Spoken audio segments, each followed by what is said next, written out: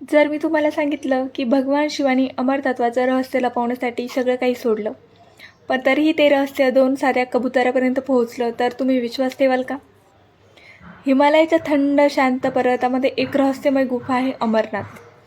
एक दिवस माता पार्वतीने भगवान शिवांना विचारलं की तुम्ही अमर कसे आहात आणि अमर तत्वाचं खरं रहस्य काय आहे. भगवान शिवांनी ठरवलं की हे रहस्य फक्त माता पार्वतीलाच सांगायचं, आणि म्हणून त्यांनी एक अशी जागा निवडली जिथे कोणताही जीव जिवंत नसेल. ते अमरनाथ गुफेकडे निघाले आणि वाटेत त्यांनी सर्व साथी सोडले. नंदी, साप, चंद्र, सगळं काही.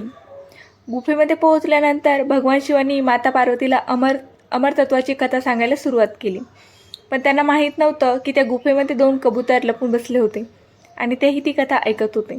जसं जसं शिव अमरतत्वाचं रहस्य सांगत गेले, तसं तसं ते दोन्ही कबूतर अमर होत गेले.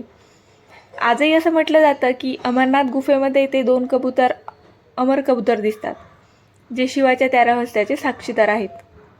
अमरनाथ गुफेमध्ये लपलेलं एक असं रहस्य जे फक्त भगवान शिव आणि माता पार्वतीलाच माहिती होतं, पण चुकून 2 कबुतरांनी ते ऐकलं आणि तेही अमर झाले.